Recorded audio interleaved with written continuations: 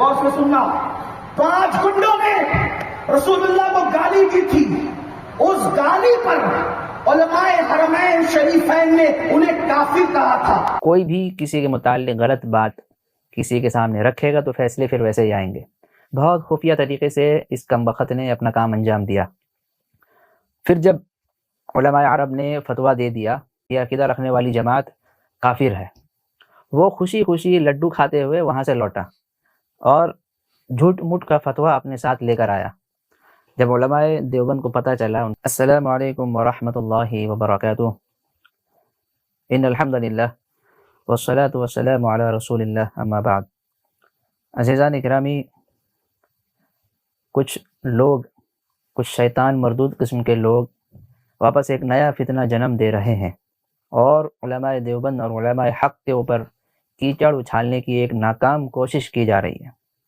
آپ جانتے ہوں گے امین القادری، جسے کمین الپادری کہا جاتا ہے، لوگ اسے اپنے اسٹیج پر بلواتے ہیں اور لوگوں کے متعلق، دوسرے فرقوں کے متعلق اس سے بھونکواتے ہیں، اور وہ حقیقی معنی میں ایک جانور والا کام کرتا ہے۔ ابھی کچھ دن پہلے ہی حسام الحرمین کے متعلق بہت ساری باتیں آ رہی ہیں سامنے۔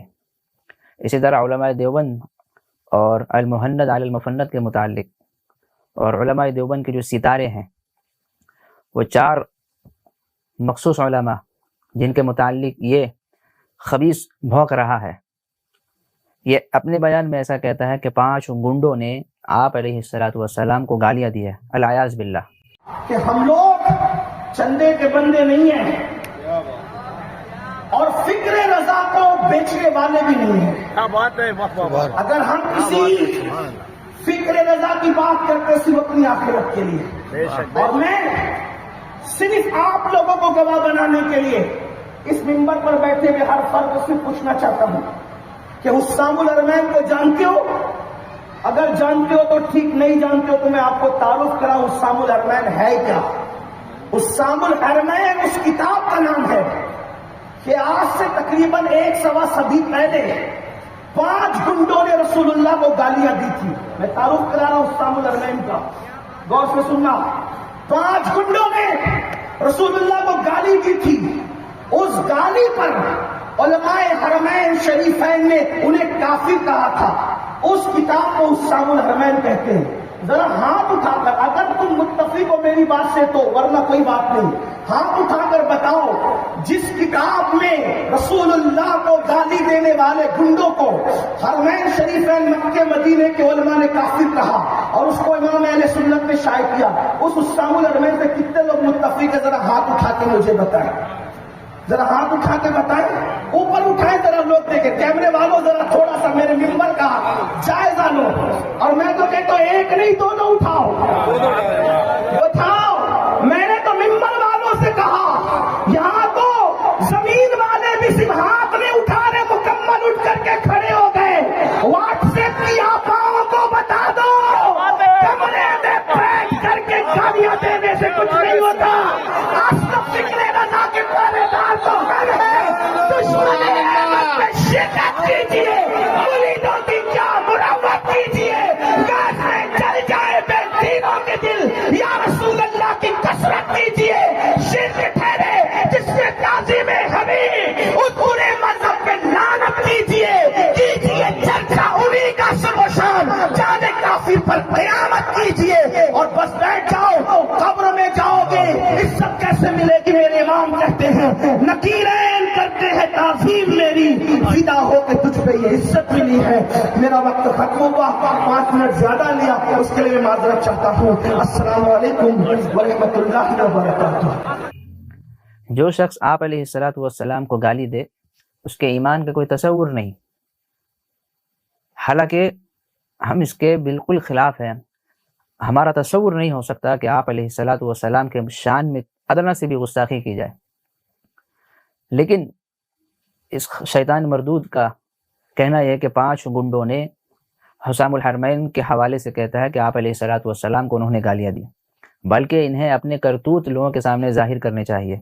احمد رضا خان بریلوی نے جس طرح سے خفیہ طور پر یہ کام انجام دیا ہے، آج بھی وہ اس سلسلے میں قبر میں مار کھا رہا ہے۔ احمد رضا خان بریلوی نے 1906 عیسوی کے اندر حسام الحرمین نامی ایک کتاب اس نے شائع کی عربی زبان میں۔ بعد میں پھر اس کے ٹرانسلیٹ بھی بہت سارے مارکیٹ میں آئے۔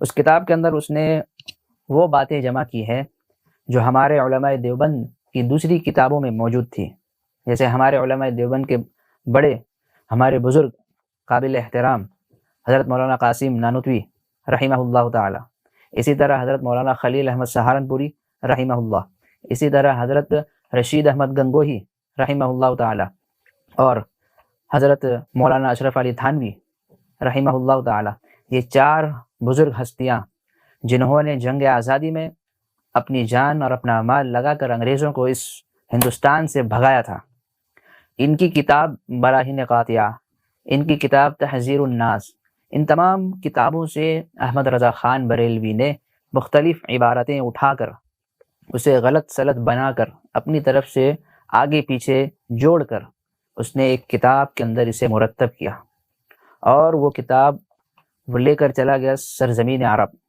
علماء عرب کے سامنے جب اس نے یہ باتیں رکھی تو علماء عرب نے یہ کہا کہ ہمیں اردو نہیں آتی، ہم عربی جانتے ہیں، لہذا آپ بتائیں کہ معاملہ کیا ہے۔ جب اس نے یہ باتیں علماء عرب کے سامنے رکھی کہ علماء دیوبند جو ہے آپ علیہ الصلوۃ والسلام کے متعلق اور اللہ تعالیٰ کے متعلق یہ عقیدہ رکھتا ہے کہ اللہ تعالیٰ جھوٹ بولتے ہیں، حالانکہ ایسا کوئی عقیدہ ہمارا نہیں ہے۔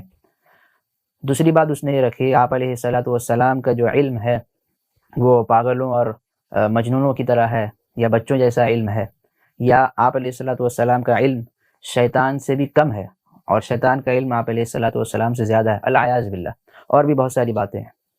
جب یہ ساری باتیں اس نے علماء عرب کے سامنے رکھی تو بظاہر کوئی بھی شخص، کوئی بھی عالم دین، کوئی بھی کسی کے متعلق غلط بات کسی کے سامنے رکھے گا تو فیصلے پھر ویسے ہی آئیں گے۔ بہت خفیہ طریقے سے اس کم بخت نے اپنا کام انجام دیا۔ پھر جب علماء عرب نے فتویٰ دے دیا یہ عقیدہ رکھنے والی جماعت کافر ہے، وہ خوشی خوشی لڈو کھاتے ہوئے وہاں سے لوٹا اور جھوٹ موٹ کا فتویٰ اپنے ساتھ لے کر آیا۔ جب علماء دیوبند کو پتہ چلا، ان کے سامنے یہ بات آئی، تو انہوں نے آپسی مشورے میں دیوبند کے اندر یہ بات رکھی کہ احمد رضا خان بریلوی لڈو خور، لڈو چور۔ احمد رضا خان بریلوی نے سعودی عرب جا کر علماء دیوبند کے متعلق یہ الزامات رکھے ہیں، اور عبارت کو غلط سلط بنا کر علماء عرب سے اس نے جھوٹا فتویٰ لیا ہے۔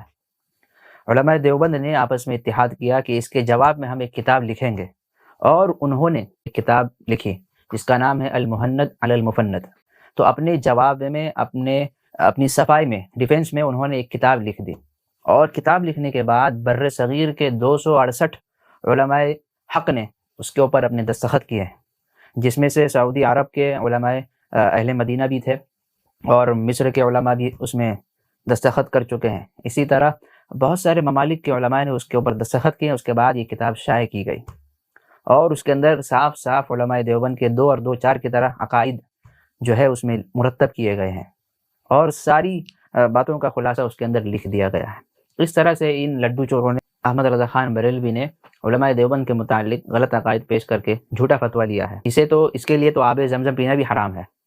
ایسا شخص جب قبر میں جائے گا تو اسے لڈو کا حساب نہیں لیا جائے گا، بلکہ اس سے دوسرے جماعت کے اوپر غلط الزامات جو اس نے لگائے ہیں، بہتان تراشی جو اس نے کیا ہے، اس کے متعلق اسے پھٹکار دیا جائے گا۔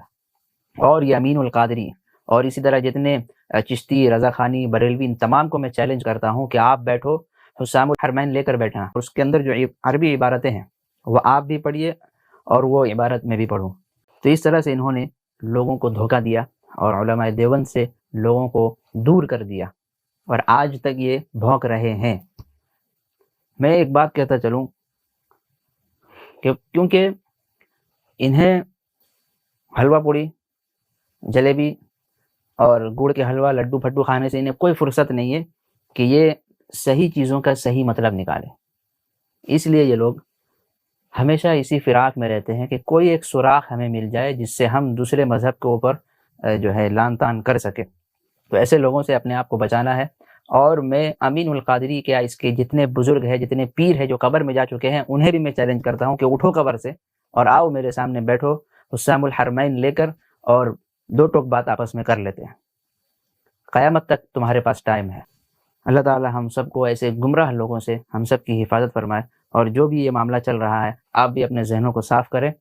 الزام کوئی کسی کے اوپر بھی کیسے بھی لگا سکتا ہے، اس کا دروازہ بند نہیں کیا جا سکتا، لیکن اپنے ذہنوں کو صاف کریں اور علماء حق کے متعلق اپنے آپ کو بدگمان نہ کریں۔ اللہ تبارک و تعالیٰ ایسے شیطان اللعین اور شیطان مردود سے ہم سب کی حفاظت فرمائے۔ وما علینا الا البلاغ۔